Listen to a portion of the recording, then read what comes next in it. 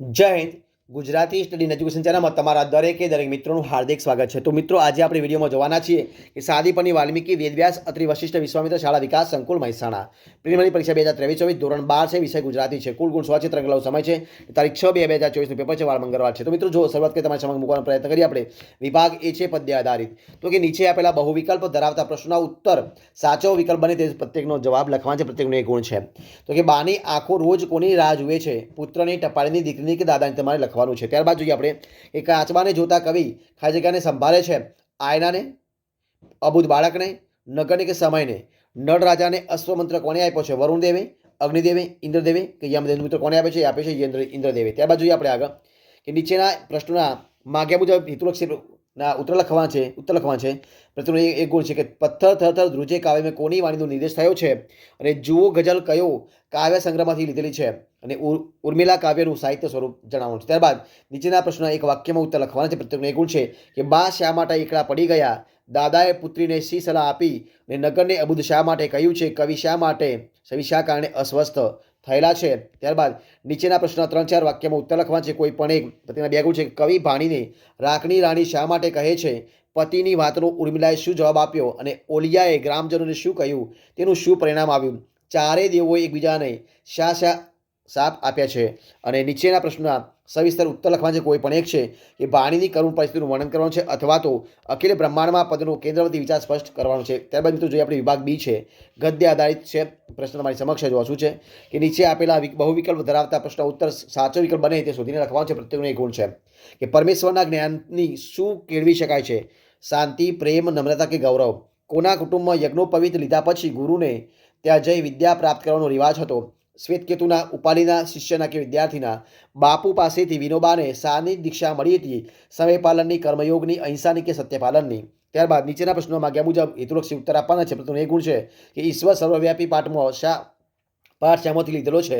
વિનોબા ભાવેનું મૂળ નામ જણાવવાનું છે. અને શરદ પાઠકનું મૂળ શિક્ષક શું હતું? તો ધ બેટ મૂળ શિક્ષક હતું. શું? ધ બેટ. ત્યારબાદ જોઈએ આપણે મિત્રો આગળ જો શું છે કે નીચેના પ્રશ્નો એક વાક્યમાં ઉત્તર લખવાનો છે. પ્રથમ એક ગુણ છે કે વનની વિટમણા શાના કારણે સારી? અને જન્મટીપની સજા એટલે શું? તો મિત્રો જન્મટીપની સજા એટલે કે જીવનના છેલ્લા શ્વાસ સુધીનું કેદ, જેને જન્મટીપની સજા કહેવામાં આવે છે. કાશ્મીરમાં કયા મનોહર સ્થળો જોવાલાયક છે? અને ડૉક્ટર બાબા સાહેબના જીવનની તત્વત્રયી કઈ છે? તમારે કહેવાનું છે. ત્યારબાદ જોઈએ આપણે કે નીચેના પ્રશ્નો 3-4 વાક્યમાં ઉત્તર લખવા છે. કોઈ પણ બે ગુણ છે કે ગુરુને ત્યાં ભણવાથી શ્વેતકેતુમાં શા ફેરફાર થયા છે? યુવાન વકીલે શું અભિપ્રાય આપ્યો છે? લેખકને હરગનના મેદાનમાંથી વહી જતી શેષ નદી કેવી લાગે છે? અને ઉછીનું માગનાર નજર કેવી છે અને શા માટે? નીચેના પ્રશ્નોના સવિસ્તર ઉત્તર આપવાના છે. પ્રત્યેકનો એક ગુણ છે કે મહાત્માના માણસ શીર્ષકની યથાર્થ ચર્ચવાની છે. મહાત્માના માણસ શીર્ષકની યથાર્થ ચર્ચવાની છે અથવા તો શેલી પંકજમનું ચરિત્ર ચિત્રણ કરવાનું છે. જે આપણે વિભાગ સી જો વિભાગ સીમાં આપ્યું છે કે નીચેના શબ્દોને સામે જોડી સમાસી શબ્દ લખવા છે. ગમે તે 4. પ્રત્યેકના અડધો ગુણ છે કે મહેમાન તો અતિથિ અને પરોણો એ મિત્રો તમારે જોડવાનું છે. ત્યારબાદ અહીંયા મહેમાન, ક્લેવર, તાસીર, દાન અને આરોપ, પ્રકૃતિ, તહમત, અતિથિ, દેહ અને ખેરાત, ખોડિયું, સખાવત, આક્ષેપ, પરોણોને સ્વભાવ. તે તમારે સાચા બને આ રીતે જોડવાના છે. આ રીતે જે સાચા હોય તે તમારે જોડવાના છે. બરોબર છે? બરોબર છે. મહેમાન, અતિથિ અને પરોણો આ રીતે તમારે જોડવાના છે. જોઈએ આગળ આપણે કે નીચેના વાક્યમાંથી રેખાંકિત શબ્દના સ્થાને તેના વિરુદ્ધ શબ્દ લખી વાક્યનો અર્થ બદલાય નહીં તે રીતે ફરીથી લખવાનું. ગમે તે 4 કે આ વિભાગ નૈસર્ગિક અને અફર છે. એમાં સાચી રાષ્ટ્ર ભક્તિ હતી. એમની બુદ્ધિ, પ્રતિભા તથા કાર્યશક્તિ આકર્ષકતા. નદીને કાંઠે અસંખ્ય ફૂલો ખીલી ઉઠ્યા હતા. મિસ પંકજમનો હું મહેમાન છું. ત્યારબાદ આપણે આગળ જોઈએ કે નીચે આપણે શબ્દ સમૂહ માટે એક શબ્દ લખવાનો છે કે ગોળ કે મહુડો ભેળવીને કેળવેલી તમાકુ. વંશ પરંપરાથી ચાલતો આવતો વિશિષ્ટ ધર્મ પ્રચાર. સ્વાદ વિનાનું ખાવાનું વ્રત. પહેલેથી જ બંધાયેલો અભિપ્રાય. આનંદ સાથે લેવાતું ભોજ. આ બધું તમારે લખવાનું છે. ત્યારબાદ જોઈએ કે નીચેના તળપદા શબ્દોના શિષ્ટ ભાષાના માન્ય અર્થ લખવાના છે. પ્રત્યેકના બે ગુણ છે કે ઓહાણ અને ટાણે. નીચેના શબ્દોની સાચી જોડીને લખવાનું છે. ગમે તે બે જો શું હશે કે સુતપુત્ર, યુધિષ્ઠિર અને સુશોભિત. બરોબર છે? ત્યારબાદ જોઈએ આપણે આગળ કે નીચેના પ્રશ્નોના ઉત્તરમાં કૌંસમાં પેલા દર્શાવે છે એમાં સાચો જવાબ લખવાનું છે કે આ ઐતિહાસિક ભાષણને થઈ 1 મહિનો વીતી ગયો. વાક્યમાં વિશેષણ શોધવાનું છે. ખાલી જગ્યા જનસુમય તેનું અનુકરણ કર્યું. ખાલી જગ્યામાં વિશેષણ લખવાનું છે. મારા જીવતા તો કેમ હા પાડું? વાક્યમાં નિપાત શોધવાનો છે. મને હું રજ ખાલી જગ્યા હી નથી ગણતી. ખાલી જગ્યામાં નિપાત લખવાનો છે. હું મૃત્યુ પ્રસંગે જે બનવું જોઈએ તે બને જ છે. વાક્યમાં કૃદંત લખવાનું છે. સ્વાદ માટે બીજો કોઈ પદાર્થ ખાલી જગ્યા ઈચ્છા નહોતી. વાક્યમાં કૃદંત લખવાનું છે. ડૉક્ટર બાબા સાહેબ આંબેડકર ટોપલો ભરી કેરીઓ મંગાવી વાક્યનો કુદરત પ્રકાર લખવાનો છે. ત્યારબાદ નીચેના ઉદ્દીપકનો અર્થ આપી તેના વાક્યમાં પ્રયોગ કરવાનો છે. ગમે તે 2 સોપો પડી જવું, થૂથવાઈ જવું અને હોશ ઉડી જવા. ત્યારબાદ નીચેના વાક્યમાં કૌંસમાં દર્શાવ્યા મુજબ કોઈ પણ લખવાના છે 4.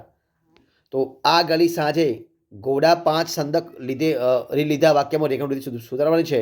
ગાંધીજીએ નવજીવનમાં હિમાલય જેવી ભૂલ નામનો લેખ લખ્યો તો વાક્યમાં ભાષા શુદ્ધ કરવાની છે. સફરજન ધોળા ફૂલના ગુચ્છા ઝાડ ઉપર ખીલી ઉઠ્યા હતા દૂધ જેવા વાક્યમાં પદક્રમ ગોઠવવાનો છે. ઉછીનું માગનારાઓમાં એક ખાસિયત હોય છે. આ વાક્યમાં પ્રત્યય સુધારવાનો છે. ત્યારબાદ આપણે જોઈએ નીચેના સંયુક્ત સંકુલ વાક્યો સાદા વાક્યો ફેરવી લખવાના છે કે મારી પત્નીના મનમાં આશ્ચર્ય અને ગુસ્સાના ભાવો જાગૃત થયા. ચાકર થઈને રહીશ પણ સિંહાસન ઉપરથી સેવા નહીં કરું. 2 અક્ષર વાંચતા લખતા શીખશે તો કામ લાગશે. ત્યારબાદ જોઈએ આપણે નીચેના સાદા વાક્યોને સંકુલ કે સંયુક્ત વાક્યોમાં ફેરવીને ફરીથી લખવાના છે. પ્રત્યેકનો કોઈ પણ 2 પ્રત્યેકનો એક ગુણ છે કે હું તો તમને પહેલેથી જ કહેતી હતી દાટવા જવાની ઉતાવળ ના કરો ના. પરમેશ્વર આંખે દેખાતું નથી એને અનુભવમાં લઈ શકાય છે. બદ્રિક પ્રવજ્યા લે તારે રહેવી. આ રીતે લખવાનું. હવે જો વિભાગ ડી જોઈએ આપણે કે નીચેનું પાઠ્યાંતર વાક્ય આવે વાંચી તેની નીચે આપેલા પ્રશ્નોના ઉત્તર લખવાના છે. પ્રત્યેકનો એક ગુણ છે કે તો કાવ્ય જો તમારી સમક્ષ મૂકવાનો પ્રયત્ન કરું છું કે કદાચ હું કાલે નહીં હોઉં. કાલે જો સૂરજ ઉગે તો કહેજો કે મારી બીડાયેલી આંખમાં એક આંસુ સૂકવવું બાકી છે. કાલે જો પવન વાય તો એવું કહેજો કે કિશોર વયમાં એક કન્યાના ચોરી લીધેલા સ્મિતનું પકવડ ફળ હજી મારી ડાળ પરથી ખેરવું બાકી છે. કાલે જો સાગર છલકે તો કહેજો કે મારા હૃદયમાં ખડક થઈ ગયેલા કાળમીંડ ઈશ્વરના ચોરા કરવાના બાકી છે. કાલે જો ચંદ્ર ઉગે તો કહેજો કે એને આંકડે ભેરવાઈને બહાર ભાગી છૂટવા એક મત્સ્ય હજી મારામાં તરફડે છે. કાલે જો અગ્નિ પ્રગટે તો કહેજો કે મારા વિરહી પડછાયાની ચિતા હજી પ્રગટાવવાની બાકી છે. કદાચ હું કાલે નહીં હોઉં. આવું કાવ્ય આપ્યું છે અને એના આધારે એના પ્રશ્નો આપે છે જવાબ લખવાનો છે. કવિ બીડાયેલી આંખમાં આવેલા આંસુને સૂકવાનું કોને કહે છે? કવિએ કિશોરવયમાં શું જોઈ લીધેલું છે અને મત્સ્ય ક્યાં ભરાઈ ગયો છે? કવિ વીરનો અંત લાવવા કોને કહેવાનું સૂચવે છે? કાવ્યને યોગ્ય શીર્ષક આપવાનું છે. ત્યારબાદ જોઈએ કે નીચેના ગદ્યખંડના આધારે આપેલા પ્રશ્નો જવાબ લખવાના છે. તો તમારી સમક્ષ ગદ્યખંડ આપે છે, આપણે વાંચવાનો પ્રયત્ન કરીએ છીએ. જો ગદ્યખંડ આપે છે કે જ્ઞાન જ્યારે માનવીના કોઈ ચોક્કસ માળખા સાથે પ્રતિબદ્ધ કરતી પરંપરામાં પરિવર્તિત થાય છે ત્યારે તે હાનિકારક બને છે. કેમ કે માનવીઓને વિભાજિત કરે છે, તેમની વચ્ચે દુશ્મનાવટ સર્જે છે અને સત્યની ઊંડી શોધની અવરોધ છે. શિક્ષણનો મુખ્ય ઉદ્દેશ વ્યક્તિ સ્વસ્થપણે તટસ્થ રીતે વિચારી શકે તથા સમસ્યાઓને ઉગ્ર રીતે ઉકેલી લાવવાની બુદ્ધિશક્તિ વિકસાવે છે તે છે. વિચારો નહીં પણ વિચારોની પ્રક્રિયાનું શિક્ષણમાં મહત્વનું સ્થાન છે. કેળવણીકારોએ તદ્દન આરંભથી પ્રેમની શક્તિઓ એટલે નમ્રતા, સજ્જનતા, વિચારતા, ધૈર્ય અને વિવેક વિકસાવવો જોઈએ. જ્ઞાન ક્યારે હાનિકારક બને છે? શિક્ષણનો મુખ્ય ઉદ્દેશ શું છે? શિક્ષણમાં સારું સ્થાન મહત્વનું છે. કેળવણીકારોએ આરંભથી સારો વિકાસ કરવો જોઈએ. ગદ્યખંડ યોગ્ય શીર્ષક આપવાનું છે. ત્યારબાદ જોઈએ આગળ કે નીચેનો ગદ્યખંડ ત્રીજો ભાગનો સંક્ષેપ કરી તેને યોગ્ય શીર્ષક આપવાનું છે કે ચરિત્ર દ્વારા પ્રબળ વ્યક્તિત્વનો વિકાસ થાય છે. ચારિત્રવાન વ્યક્તિનો સર્વત્ર આદર થાય છે. મનુષ્ય મરણ પામે છે પણ એનું ચરિત્ર જીવંત રહે છે. એના વિચારો જીવંત રહે છે. ચરિત્ર જ મનુષ્યની વાસ્તવિક શક્તિ તથા બળ આપે છે. ચરિત્ર એ જ શક્તિ છે. ચરિત્ર વિના આત્મજ્ઞાન અસંભવ છે. જે મનુષ્યમાં ચરિત્ર નથી તે આ સંસારમાં મહિલા જેવો જ છે. સમાજ દ્વારા તે નિંદિત થાય છે. જો તમે ઈશ્વર સાક્ષાત્કાર કરવા માગતા હો તો તમારે તમારું ચરિત્ર નિષ્કળંક રાખો.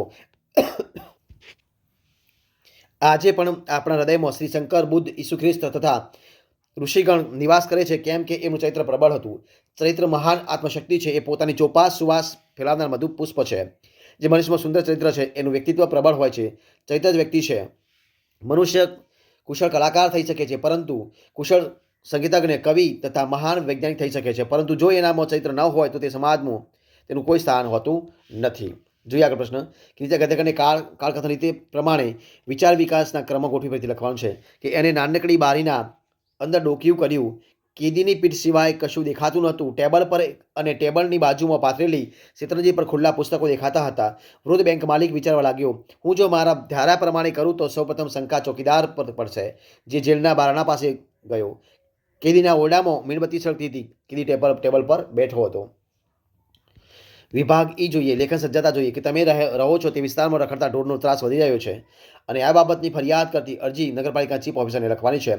નીચેના પાઠ્યેતર ગદ્યખંડનું વાદાત્મક ગદ્યમાં રૂપાંતર કરવાનું છે કે કેટલાક મનુષ્યો નિત્ય યુવાન છે, દેહ વૃદ્ધિ થાય છે, છતાંય એમનો ઉત્સાહી આત્મા તો સદાય યૌવનથી થનગની રહ્યા હોય છે ને શક્તિલા વરસની પેટે ધુમાધૂમ કરી રહી હોય છે. એમની ઈચ્છાશક્તિ અદમ્ય હોય છે અને આદર્શ મહાન હોય છે. જગત જેવું છે તેવું કદી એમને સંતોષ આપી શકતું નથી. અથવા તો જોઈએ અથવામાં આપ્યું છે શું આપ્યું છે કે નીચે આપણે શબ્દ યોગીનો ઉપયોગ કરી 80 શબ્દનું ભાવાત્મક ગદ્ય લખવાનું છે. દહેજ એક સામાજિક કલંક છે. વિશેષ ભાવાત્મક ગદ્યમાં લખવાનું છે કે શબ્દ યાદી આપે કે દહેજ પ્રથા, સામાજિક રોગ, જ્ઞાતિબંધનો, કરિયાવર, ચીજ વસ્તુઓનું ભેટ, આર્થિક તંગી, અસહ્ય ત્રાસ, નિર્દોષ યુવતીઓ, આત્મહત્યા, કરુણ અંજામ, જાગૃત સ્ત્રી સંસ્થાઓ, યુવાનોનું જાગૃત વલણ, તિલાંજલિ. ત્યારબાદ જોઈએ આપણે કે નીચેના કોઈ પણ એક વિષય પર 250 શબ્દોમાં મુદ્દાઓને આધારે નિબંધ લખવાનો છે કે જનતા લોકશાહીનું સાચું બળ છે. પ્રસ્તાવના આપી છે કે લોકશાહીના સંકલ્પનો અર્થ પ્રજા અને જનતા, લોકશાહીનું સાચું બળ, જનતાની જવાબદારી, લોકશાહીની સફળતાના 4 પાયા અને ઉપસાર, અથવા તો પ્રવાસનું જીવન ઘડતરમાં સ્થાન. પ્રસ્તાવના પ્રવાસના વિવિધ ફાયદા, પ્રત્યક્ષ જ્ઞાન, સૌંદર્ય દ્રષ્ટિનો વિકાસ, સામૂહિક જીવનનો અનુભવ, સાંસ્કૃતિક વૃત્તિનો વિકાસ અને ઉપસાર, અથવા તો મોબાઈલ કરતાં જિંદગી સસ્તી.